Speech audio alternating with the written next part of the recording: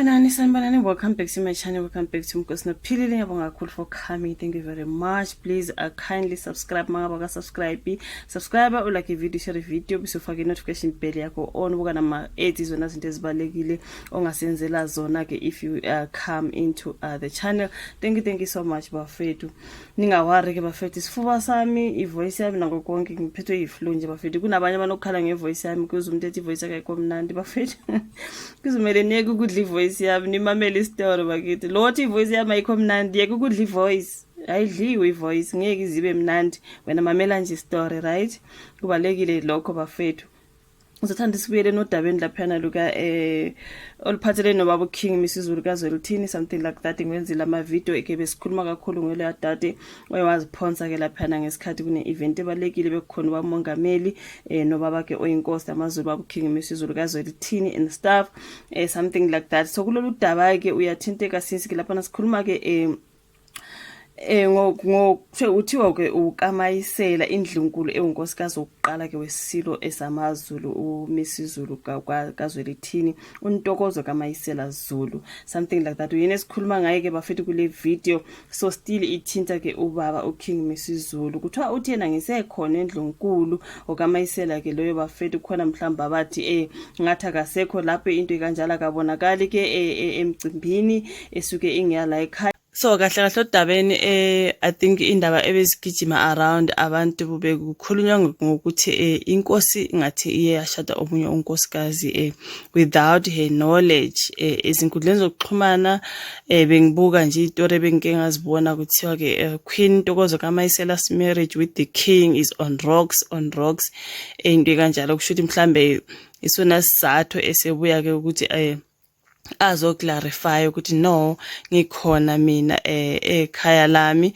angihambanga. So ukungabonakala kwami ngiattenda ke ama events la bengwa attenda nenkosi kunezizathu and izizathu lezo inkosi iyazazi, kodwa kuba khona ngikhona kushuthi mhlamba ama habits abantu babesethi okay abasekho bonke ngoba na kuphela inkosi iyahamba yayoshada umunye unkosikazi secretly. So mina ngazibuza ukuthi hawu kodwa ke phela angithi ngokwazi kwami ukuthiwa ke indoda mayizoshada omunye unkosikazi la ke esithenjini la kwisiyaba kaMseliku kumele iqale phela kumamkhulu kukhulunywe ngalolu daba bese ke uyakhuleka ubaba hamba yoshada. So inkosi yona allegedly he married another woman uQueen Ntokozo kaMayisela angazi ngendlela engibona khona kwezinye istory mayiphendulela ethi yena ngibone on social media just like everyone else. So angimazi loyo muntu, angaze ngihlangane naye, angaze ngithole lutho luvela kuyena.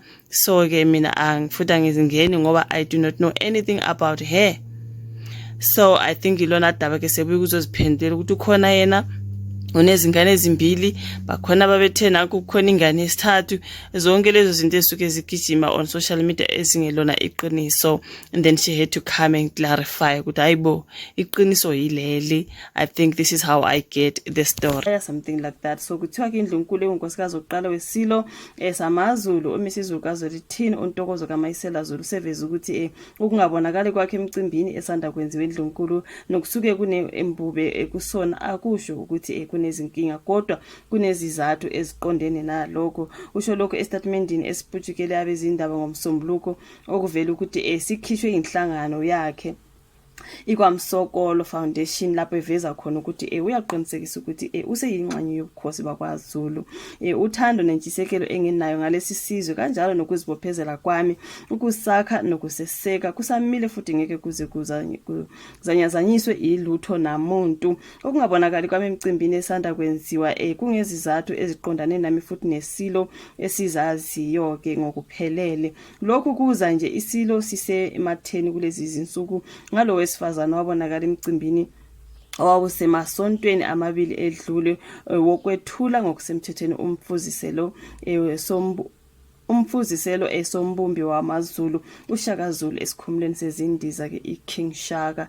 So lona wesifazane ukuvela ukuthi wakwaNgcobo wabonakala ezama ukudlova efuna ukuya lapho okwakuhleli khona ke iSilo, something like that. So ke iSilo sivumile ukuthi lona wesifazane siyamazi kodwa sikaze sibe enakudlelwano naye, saqinisekisa nokuthi sizozama ukuxhumana nenkosi yamaqadi ukuze asizakale.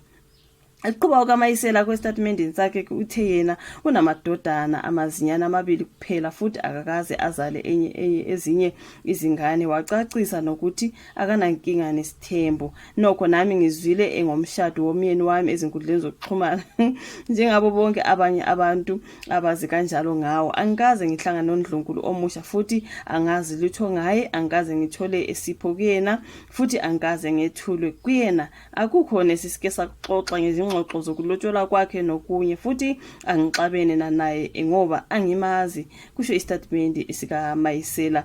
So iSilo esinomunye uNdlunkulu ongahlali kulelizwe futhi owaziwayo noseke wabonakala emicimbini eyahlukene yaseNdlunkulu. Angikaze ngixambukele esinqumeni zakhe njengoba ke ngunkosikazi wakhe wokuqala. Angikaze ngiyingene ezinto ezinjalo azenzayo. Mina ngiyaqhubeka nokuhlala esigodlweni sami kwankomonye, something like that, Olundi. So nabaqaphi bami ke abakaze basuswe kimi noma ezinganeni, kusho ke ukaMayisela.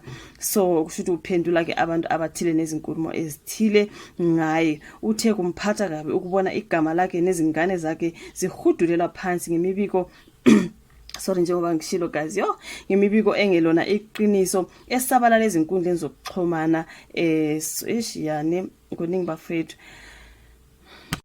Okay, uthe kumphatha kabi ukubona ke igama lakhe nezingane zakhe lihodulela phansi ngemibiko engelona iqiniso esabalala ezinkundleni zokuxhumana. Uthe ukuthi usemehleni abantu nokuganela ebukhosini akusho ukuthi ubuhlungu akabuzwa. Uthi kuthintwa inombolo ebisestatementini ukuqinisekisa okushiwo kusona obambe ucingo. Uthe akazi lutho ngaso kodwa wavuma ukuthi iKamsokolo Foundation uyazi ngayo yize enganabanga ukuthi ubani yena. So kuningi laphana you guys umama ke laphana first queen, I think, when it comes to ubaba uKing Misuzulu kaZwelithini eziphendulela ngendaba ezinkulumo ezisuke zigijima ezinkundleni zokuxhumana. Umuntu phela naye bafethu negazi uyabuzwa obuhlungu nayo yonke esuke into esuke ikhulunywa ethinta futhi nezingane zakhe, something like that. Futhi ngathi uyaqinisekisa phela ukuthi usasekhona, uthi ngisekhona eNdlunkulu akayanga ndawo, so ukuthi engabonakali kuleyo mcimbi akusho ukuthi akekho, something like that. So yami kuningi bafethu angeke nabe ngalolu daba, something like that. Isho uvulwa ka comment section uyasazi story esika mama uNdlunkulu into kanjalo, inkosikazi yaqala akababa uKing Misuzulu kaZwelithini. Nale story salo sisi obelokhu enguye otrend subaba kulezi insuku ofike laphana waziphonsa kuye efuna uqonda ngqo kuye kodwa ke wangavunyelwa ukuyofika into ezikanjalo bafethu. Uthi mama ke zonke into esuke ezikhulunywa ngaye zimphatha kabi phela akusho ukuthi akabuzwa ubuhlungu njengoba naye engumuntu, something like that. Share those in the comment section ngalolu daba luka mama ukaMayisela. Ulike ivideo, ubusuya subscribe, uya share bese siyabonana kwezobilandela. Bye.